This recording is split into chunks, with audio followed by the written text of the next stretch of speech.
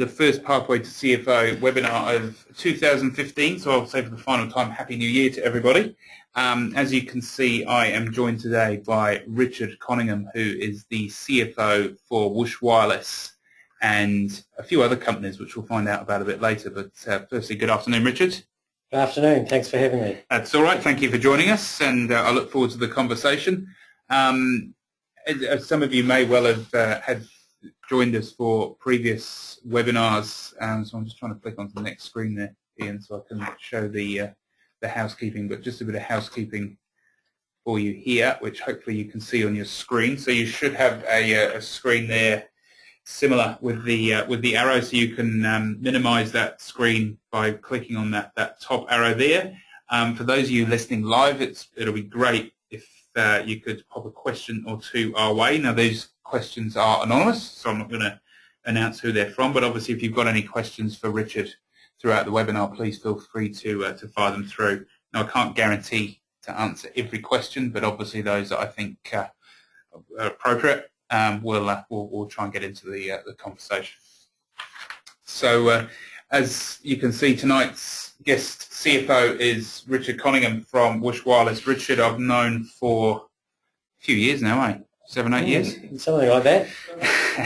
And I've seen you rise quite nicely from finance management level to CFO. So, look, really good to share that experience in terms of the growth from accounting and finance management level up to your current position of CFO. It's a lovely picture of you there, and just an overview of your position, which is taken from your LinkedIn profile.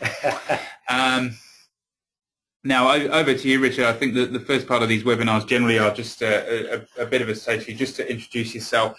On the screen there, we've got your career history, which again is taken off your LinkedIn profile, so that's publicly available. But if you could just talk us through your career history. Sort of start at Pumpkin Patch, obviously, because you were there for 10 years. Actually, take us through from university, firstly. All right, and why did you become an accountant? All right, so university, that's quite some time ago. I actually had hair then. Look, for me, in terms of why I became an accountant, I've always been good with numbers, and when I first went to university, accounting and economics were one of my stronger subjects in terms of my high school career. So carried on with the education side. I probably drank a bit more than I should have while I was at university, but came away with a BCom major in accounting and commercial law, and then entered into the workplace. Pumpkin Patch wasn't actually my first role. Was there a couple of other little ones in between? There was a small one before that with a company called Guardian Trust for about 10 months, dealing with trust and estate accounts. I decided fairly quickly that preparing financial accounts for someone who's actually died wasn't really my cup of tea, and the role with Pumpkin Patch came up, and I started there, and obviously spent 10 years there. I started there as an assistant accountant, and gained experience and grew as the company grew as well, and it was very exciting times. When I first started, we had 3 stores in Australia. When I left, we had over 100 in Australia, and we'd entered the UK and the US retail markets, and we'd also listed on the New Zealand Stock Exchange. So I progressed through the ranks while I was there. I moved from an assistant accountant role to a financial accountant role with staff reporting to me, gained my CA qualification, and really got to know the business really well in all areas, and then moved into a business analyst role after some discussions with the CFO. That really piqued my interest, that analyst role, in terms of getting involved with the operations of the business and understanding the commercial factors that were behind the numbers and what actually drove the business to its success at that time. Coming in at around about 9 years with Pumpkin Patch, it had been a great run, but I was starting to get itchy feet, and at that time, and I advise this to anybody who's out there, To be open and honest with your management about your career goals, I had a meeting with the CFO to ask about progression prospects in terms of the business with Pumpkin Patch. And after some discussions and meetings, we decided that it was time for me to move on, and we parted amicably. Pumpkin Patch had a very young exec team, and there wasn't really an opportunity for me to progress within that company in terms of developing my career and progressing. Moved from there to a US medical device company called Stryker. It was a very high growth company. Stryker basically sells orthopedic equipment, so knee and hip joints to doctors. Slightly different market to Pumpkin Patch. Oh yeah, slightly different, but it was also in the technology sector as well.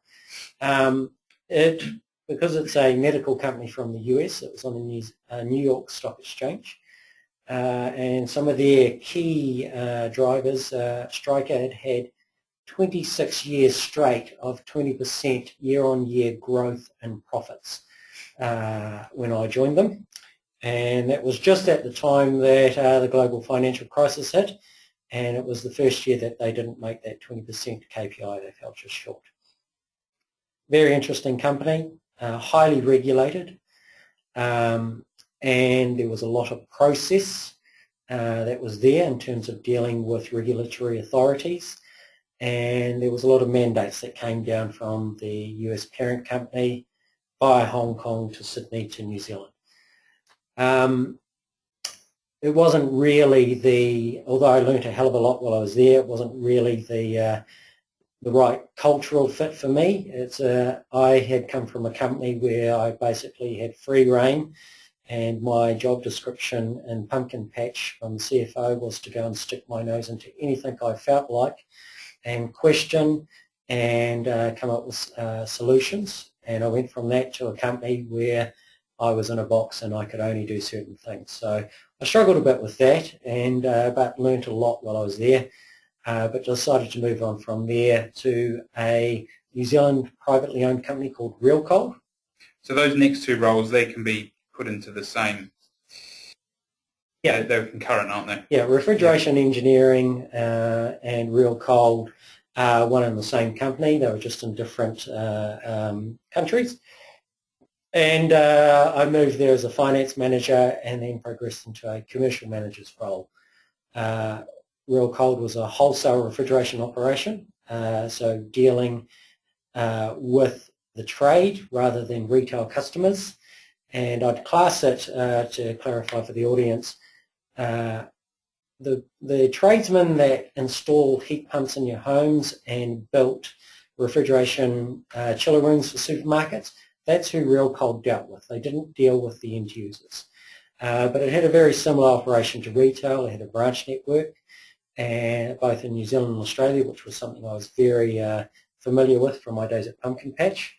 And there was a lot of work in terms of dealing with customers and contract negotiations for both suppliers and major customers, and working with the sales team as well as running the finance function while I was there.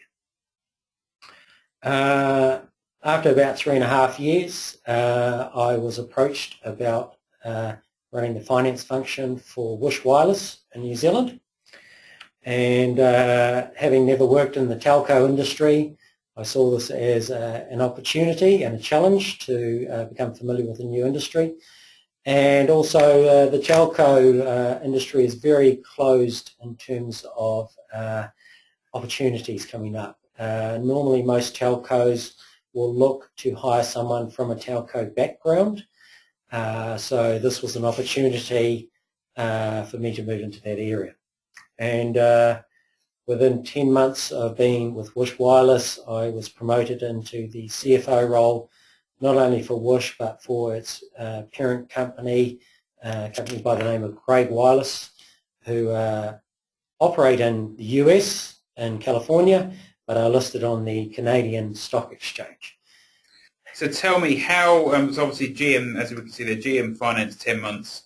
What happened after 10 months? Because your job got a lot bigger, didn't it? Yes, it got a lot bigger, and it was very quick. I guess I brought in some fresh thinking for Woosh, and in my discussions with the CEO and the president of Craig Wireless, who are very involved in Woosh's operations at that time, they really liked what they saw in me in terms of some of the suggestions I was making for structuring the business moving forward. And all of a sudden it happened really quickly, and all of a sudden I was then overseeing the finance function for the rest of the Craig Wireless group, which is quite a diverse company. It has companies in the group in Canada, the US, Greece. We have a couple of investments in terms of telco spectrum in Norway, and companies that are based in the Caymans, as well as a 75% shareholding in Woosh as well, which is in New Zealand. It's quite geographically spread yes. group of companies. Yeah, it's very challenging. There are a lot of challenges in terms of time zone differences, different legislative requirements in various countries, and also language barriers in terms of dealing with Greece as well. Yeah. That one has been quite a challenge for me in terms of dealing with our Greek accountant, who's based in Athens, and although she has said she's fluent in English, sometimes the translation doesn't quite work when we are conversing. Right. Well, look, Richard, we'll come back to your current role in a little bit. Let's we'll flick on to the next slide and just tell us. Well, I'm sure most people know the name Woosh Wireless listening, but just tell us a little bit about the Woosh business in New Zealand. Okay. So look, Woosh is a smaller internet service provider. So we are in the telco market. And I would class us as being at the same level as the companies such as Orcon and Switch, which are smaller telco providers providing base internet connections to customers. We have two types of services that we offer to the public. One is the standard, which most people have seen with other telcos such as Slingshot and Orcon, and that is called fixed line, which is basically reselling the Chorus wired internet product to the public. So that's quite a competitive market. That's got the likes of Telecom and Vodafone in there, and it's very price driven and very low margin. So you have to have a very good operation in terms of being efficient and nimble to deal with the competitors that you're dealing with there. One of the unique things about Woosh is it has its own network as well, which is a wireless internet network. Been around for quite a while. It's about 10 years old now in terms of the technology, but that is one of our key areas that we're focusing on for some of our strategies moving forward. Wireless internet service providers globally, a lot of the 4G implementations that are happening globally are in the wireless sector, and it's a real opportunity for Woosh with its own network structure, not only to sell a product which is cheaper for consumers, but it's also more efficient to run, providing the same level of service as 4G wired products that are out there, but also gives Woosh an opportunity to move into other areas such as wholesaling to other internet service providers, the connection, the same way as Chorus would sell its product to internet service providers. You've led quite neatly onto my next question, which was what key challenges and opportunities does the business face, and what role do you as CFO play in addressing those? So probably the key one, and if anybody who's followed Woosh in the past will have seen for some of our results, is cash. The telco industry is a very competitive industry, and you need a lot of financial backing to get your system up and running. And we are competing against the likes of Telecom and Vodafone, who have very deep products. So we have to come up with new ways of thinking and new approaches in order to remain competitive with them. So as you can see on the screen, that uncapped data at $75 was one of our initiatives. So we were the first to go in with an uncapped plan at that level in terms of a price point. And that's still one of the lowest uncapped products that are out there at the moment. And so we're constantly having to deal with that. As my immediate manager, who's the president of Craig Wireless, refers to the New Zealand market, he calls it a race to the bottom in terms of pricing. So at the next lot of price reductions, we'll have to look at our operations again to see how we can more efficiently compete in order to maintain our margins in the products that we sell. And I'm assuming your role as CFO is quite key to all pricing decisions and commercial decisions. Yeah, look, we have to do a lot of analysis in terms of what are our operational costs and how are we going to be able to cover those when we have low price products such as this in the market. And that's one of the key reasons why we focus on our wireless product in terms of upgrading it moving forward, because we're going to be able to offer that same product, but our operating costs are going to be much lower than the recharges we pay corps. All right, let's flick on to the next screen, which is the parent company and the group. So how many companies altogether in the group, Richard? I think at last count there were 15 all up. And are you CFO for all of them? Yes, unfortunately. Requires a lot of work and a lot of use of expertise. So I have to deal with companies that are based in Canada and the legislative requirements for Canada, being a stock exchange listed company there. I also have to deal with companies in the US, Greece, the Cayman Islands, and New Zealand as well. And you have to deal with various tax structures within those groups in terms of how we transact with each other, and also our reporting requirements that I mentioned. Craig Wireless, just to clarify, although it operates a wireless network similar to Woosh in Palm Springs, California, its main focus and strategy is on spectrum commercialization. So to try and put that in layman's terms, when you have a wireless network and your mobile phones that you use, they broadcast on a certain frequency. And Craig Wireless's overarching strategy is to invest in those frequencies, which are sold by governments around the world, look to commercialize them, and then look to sell those assets on to an operator that can then take that operation to the next level. So they've done that quite successfully in the past with some of their operations. And with Woosh, Woosh has a lot of spectrum, or the frequencies that we talked about as assets that they own, which they currently aren't using. And Craig Wireless also in New Zealand has a lot of spectrum assets as well. So we will be, and our goal is to try and commercialise that and make an offer to the market in 4G with wireless. Okay, that's one of the key opportunities that we were talking about. Yes. Yes. Now that the little logo up in the top right, which I haven't put anything next to, just talk me through what that means for the group, Richard. So the TMX is basically the New Zealand Stock Exchange, similar to the NZX that we have here. Toronto Stock Exchange. Toronto Stock Exchange, which essentially is the Canadian Stock Exchange. Yeah. So when you're dealing with North American companies, they have a lot of reporting requirements and very strict reporting requirements. So Toronto Stock Exchange and companies that report on it are subject to some very tight reporting requirements. People have probably heard of Sarbanes-Oxley, which is the quite stringent reporting requirements for the US.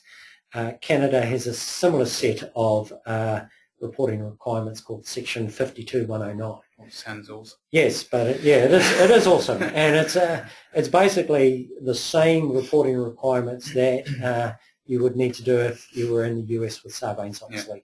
So there's a lot of disclosures that are required. and a lot of compliance work that's required. We have to report to the stock exchange for the group on a quarterly basis, and then also there's continuing disclosures, the same as New Zealand, if there are any material developments with the company. So obviously when I moved into the CFO role, I was announced to the world on the Toronto Stock Exchange as being the new CFO. And any other sorts of financing that Craig Wireless does is also announced. So tell me, in terms of percentage of your time, how much time would you say is taken up working on the Craig Wireless group as opposed to being the hands-on CFO for the Woosh Wireless business? I'd say at this particular point in time, it's around about 60-40 in favour of Craig Wireless. Yeah.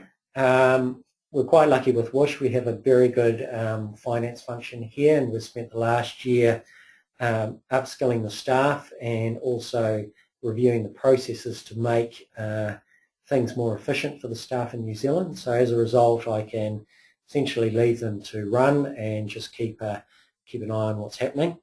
With the North American operations in Greece, that requires a bit more hands-on work in terms of because I'm based in New Zealand, I spend a lot of time on Skype and on emails conversing with staff who are actually up in North America and Canada and California, yeah, in terms of what they're working on, reviewing the processes that we're dealing with up there, and also reviewing some of the compliance work that we're dealing with. So I rely a lot on technology. A few late night, early morning calls and so yeah, forth? Yeah, it depends on which country I'm dealing with. So with North America, it's early mornings based on the time differences. So when we have a board meeting, I'm normally on the phone at 7 a.m. in the morning, ringing in for a conference call.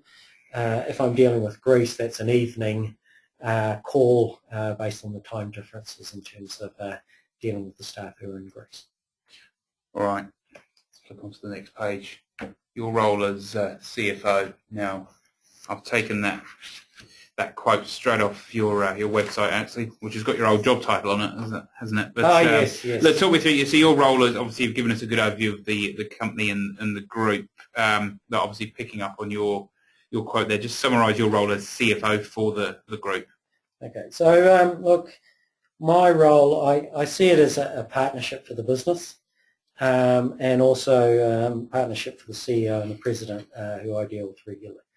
I'm there to advise them on some of the deals that they are working on, and also to question not only the CEO and the President, but also the operational staff in terms of providing a voice of reason and playing devil's advocate on any initiatives that we deal with. So I'm sometimes referred to as a handbrake, but my role is to ensure that the company and its assets and shareholders are protected moving forward and for the long term. So and you need someone like that in the business to ensure that we don't go down a track that could be disastrous in a year's time. So, yep. Yeah. I'm sure many CFOs will probably have a similar description yes. of their role. Yeah. Next point here. Now, guys, if you want to fire any questions through, feel free, by the way, of course. Taking the technical stuff out of the equation, what are the key personal traits you believe an effective CFO should have? You've used the phrase business partnering there, which is one that comes along. But in terms of personal traits, what do you think are the core traits a good CFO should have? Well, obviously, you've got to have a base technical understanding, but you've got to have, and it's been referred to some of your other operators, I totally agree with them, the softer skills of dealing with people and your networks out there. As a CFO, you cannot do everything yourself. So you need to ensure that you have a good team around you and you are motivating and driving that team to perform to the best of their abilities. And your role is seen as a guardian over the top, overseeing that work. Well, that's what I believe one of the key traits a CFO should have. How big is your team? I have a relatively small team, although we're in 15 different companies. I have a team of 7 at the moment, based both in North America, and one person in Greece and the rest in New Zealand. Yeah. I rely a lot on my networks as well. In terms of ensuring we're meeting the compliance deadlines, I'm not an expert in Section 52.109 reporting requirements for the Canadian Stock Exchange, but I do ensure that we have good advisors in terms of our auditors and our legal advisors up in Canada to ensure that we do not miss any of the compliance requirements that are up there. And so that's another key thing for the audience out there. Ensure that you've got a good network of contacts that you can rely on in your role. Particularly banks and lawyers. Yeah, banks and lawyers are the key ones there. One other thing that you need to have is a good understanding of the operation of the business. When you're at a CFO level, it's not just the numbers that you're dealing with anymore. You have to understand what drives the business, what its key drivers, what's the value proposition you are giving to your target market to ensure that the business is moving forward. So there's a lot of work and time spent with your marketing department and your operational department to ensure that the business is achieving its long-term goals and strategies. How long would you say it takes to get up to speed? Because obviously you've moved into a new industry 2 or 3 times in your career, haven't you? Yeah, look, the base skills as an accountant are transferable, and that gives you a good sound base to work from. But I'd say 2 months, almost any industry you can get up to speed. Probably with Woosh, because it's a telco industry, it took me a bit longer to become familiar with things than others. I spent the first week in meetings just writing down acronyms that are used only in the telco industry, and started Googling those at night so I could understand what people were talking about. But within 1 to 2 months you can become familiar with, or if you have the drive, become familiar with any business out there and what its drivers are. All right. Now the next 2 bullet points that we've touched on these already. Is there anything else you want to add here? The first question: what are the unique challenges of your role, and how have you overcome these? Actually, we can probably bracket these both together as well. And what do you have to do as an overseas CFO for a listed business in Canada? So it's probably some of the unique challenges I deal with, which I talked about previously, is time zones and languages. So a lot of use of technology such as Skype and conference calling.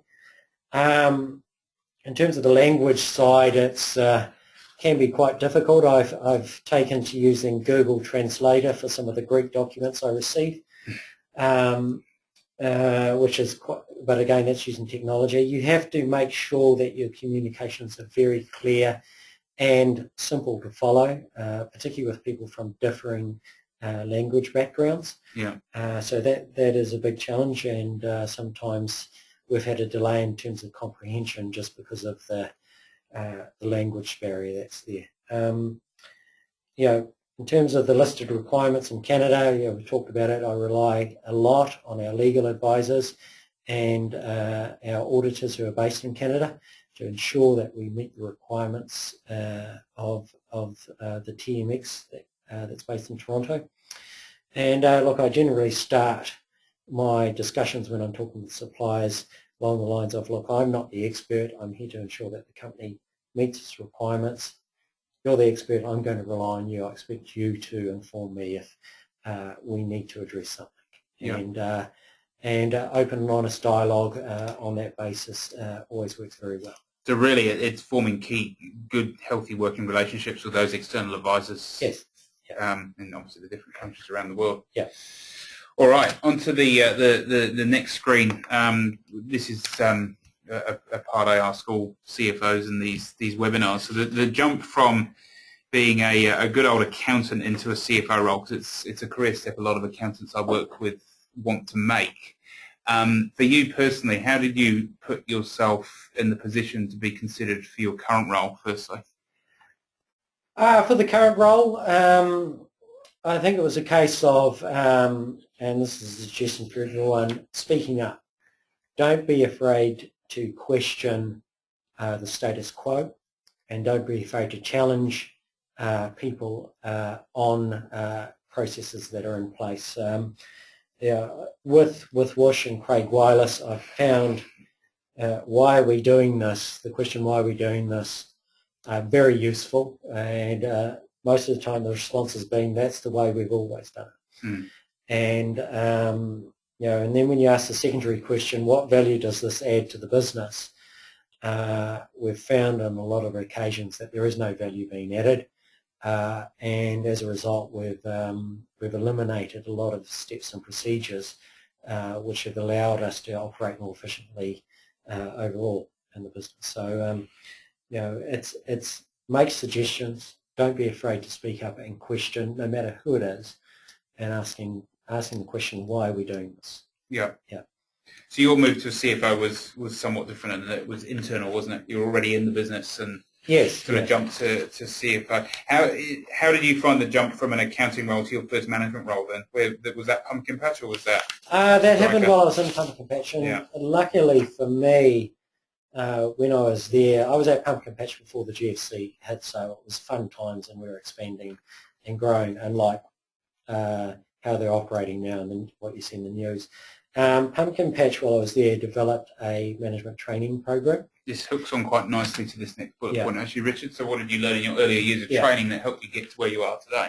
Yes. So the management training program, for me, this was probably the biggest eye-opener of my career. Prior to going on this management training program, I was identified as one of the staff that the company wanted to grow and develop, and we had a 360 review carried out on each person. And you, as a person, you were asked to also evaluate yourself on what you thought the perfect manager was. And so I answered my questions and saw the answers, and then the other people around you were asked about your operating style as well. And it came back that I was at that particular point, a very compliance-focused, it must be done a certain way type of person. And as a result, I wasn't achieving a lot of the company goals. And if you were given, this is how you are, this is how you need to be in order to move to the next level. Yeah. And that sort of drove me towards more focusing on what is the end goal of the business, and how do we get there in the best way possible, as opposed to you must tick this box as you move through.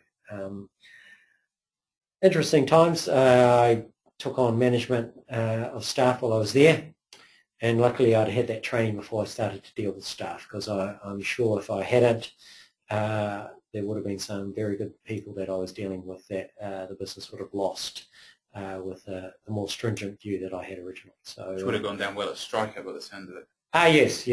The Striker did have a very stringent view of operating. So that was probably the key area, was to focus on what the end game is and how best to get there the most efficient way. All right. Tell me, you see your current role then. Question I ask all CFOs actually. I gather you don't have an average day, but just talk me through what you did today, for instance, just to give the listeners an actual overview of what you do. Yeah.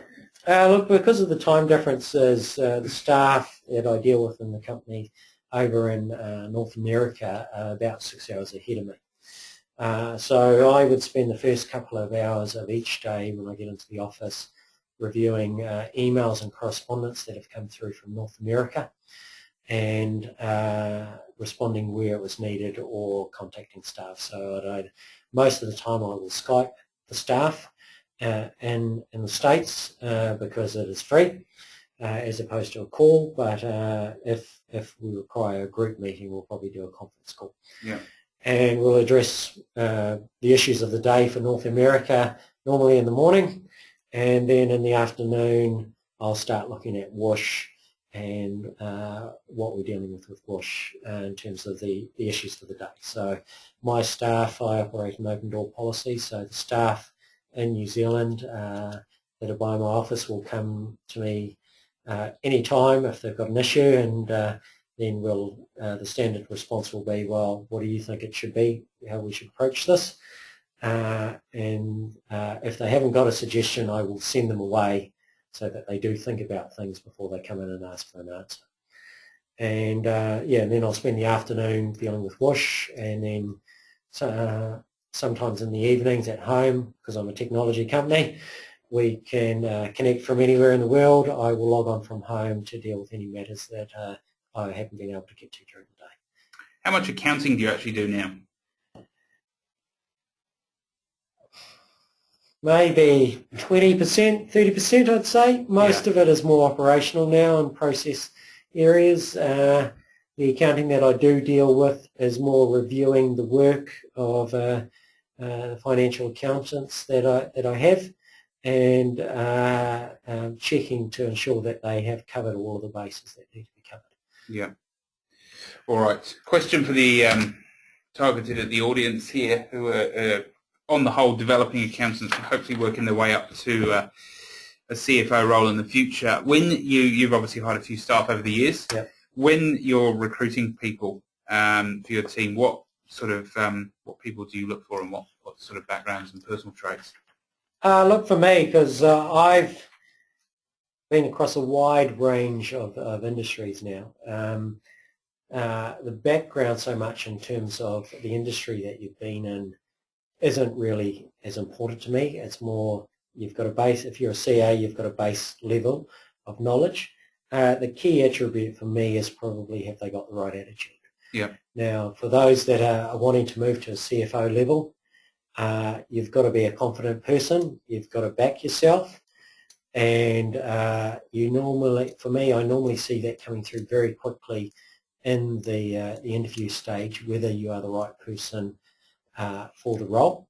And you can tell from a very early stage which person is going to become a CFO and which one's just going to stay at that accountant processing level.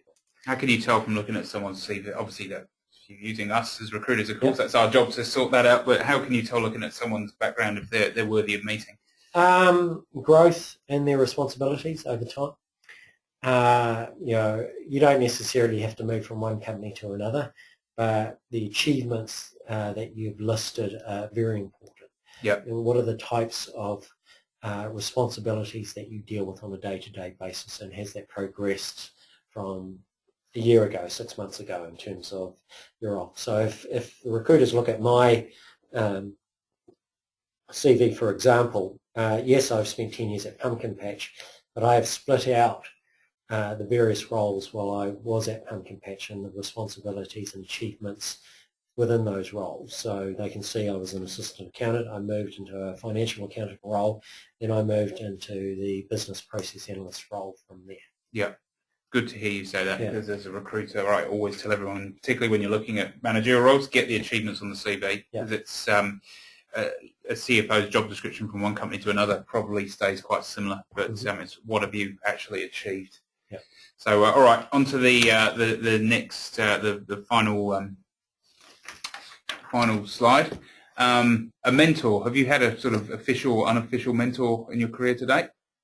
Yeah, when I was at Pumpkin Patch, the CFO for the bulk of the time that I was there was my mentor, and I learned a hell of a lot from him. I've modelled a lot of my processes that, in terms of managing staff, from him in my day-to-day operations now. I think it's very good that you have a mentor, but it has to be someone that knows you, preferably is in the same business as you, to advise you on how to deal with certain matters and approach certain departments and people, because there's always a bit of a political factor in there. Yep. I found it very useful in terms of asking for advice and how to deal with problems in various areas moving forward. How should I approach this issue or that issue? And they're always willing to help. If you're open and honest and say clearly what you want to achieve with your mentor, they're more than willing to help in terms of helping you achieve your goals. Are you now playing a similar role for more junior staff or someone in your team? Yes, I am. Look, my Some staff, it depends on the person. I have some staff who have career ambition and other staff who just want to stay in the role that they're in and carry on there. That's fine, whatever they want to choose. But for those that do want to develop, I sit down with all of my staff when I first start in the company, and I will ask them the standard question, what do you want to be when you grow up? Whether they're a 50-year-old or a early 20s, I'll ask that same question. Yeah. And I'll explain to them, look, well, my role as your manager is to help you achieve your goals and ensure that we get some mutual benefit out of it along the way. Yep. And from that, we set out a long-range plan for them, and then we keep regular updates and meetings to ensure that they are achieving their goals and the business is achieving its goals as well. Awesome. All right. Next one now, I think we've touched on this already to a certain extent. What sets talented CFOs apart from those who would maybe plateau in more hands-on accounting? I know you've said definitely confidence is one thing. Yeah, confidence is one thing. The ability, the soft skills that the other people that you've talked to have said the same thing. Ability to deal with people. Gaining a cross-functional knowledge of the business is key to your success. It's not just about the numbers. You need to understand the drivers behind the numbers in order to be able to question and evaluate proposals that you receive from the operational department or the marketing department. If you don't have that cross-functional knowledge and how it relates to the business and the industry as a whole, then you're going to struggle to get into that CFO role. Possibly, if you're not in a company with a good management training program that will give you that knowledge, look to do some postgraduate study, such as Auckland University offers a postgraduate diploma in business administration, and I did that course myself, and it allowed me to gain knowledge in areas I haven't dealt with before, such as marketing. Yep. To the point now where I challenge our marketing manager on some of his initiatives, and I know what he's talking about, so he can't pull the blinders down. All right. Look, in hindsight, Richard, is there anything you perhaps would have done differently, maybe in terms of career choices or things that you've done on the path? Yeah, look, it's different for everybody, but for me, looking back on things, I probably would have left Pumpkin Patch earlier than I did. There was an emotional attachment there for me. I'd been there for a long time, and it was a very nervous and big step when I did move on. So I'd say for the listeners out there, try to remove the emotion from when you're evaluating options and look at the facts. So looking back at things, I probably would have left a couple of years earlier than I did as a result. I might have stayed at Striker for a bit longer just because of the multinational and nature that they were in the structure of their business. But at that time in my life, I didn't really enjoy the culture that was there. So it was time to move on. So, but I'd probably I'd remove the emotion from those decisions to ensure that I get the best results for my long-term plan for my career. A piece I would add to that is talk to a number of people that you trust as well. That would include a few recruiters you trust as well, because they're used to dealing with these scenarios every day and can look at things quite objectively and take the emotion out of the equation. Oh, yes, yes. Look, you just mentioned a couple of minutes ago, you said to your staff, where do you want to be when you grow up? If I can throw that question back at you. Obviously, look, you're in your first CFO role per se right now. Where do you see your career going from here in the next sort of 5-10 years, you think? Look, for me, and I'm quite clear with my employers as well, my CFO isn't the end point for me. It's a stepping stone. My career goals are to move into a CEO or general management role in the long term. Obviously, I need more experience at the CFO level before I can do that. But in terms of the long-term goals, it'll be moving to that CEO level, preferably in the growth business that's moving forward.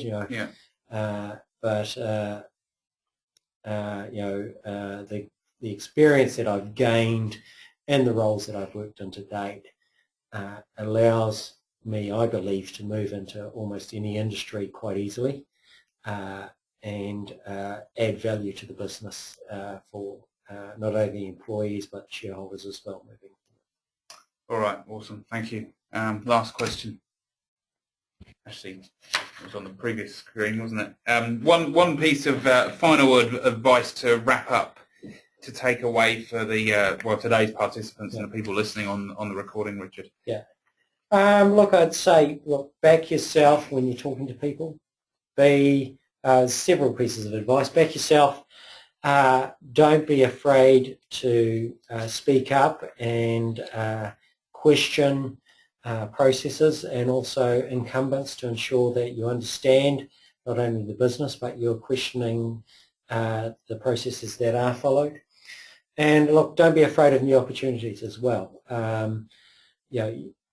Moving from one industry to another gives you a wider range of experience, and look, there are opportunities out there that you may not even know exist. So remove that emotion when you're looking at opportunities to ensure that you get the key facts, and talk to recruiters, as Adam said, for advice on those opportunities. Good quality recruiters, I may hastily add. All right, on to the current screen. So obviously quite limited in terms of the people that can listen live, given it's a busy time of the day, but a recording of this webinar will be up on Farrow Jamieson's website as of tomorrow.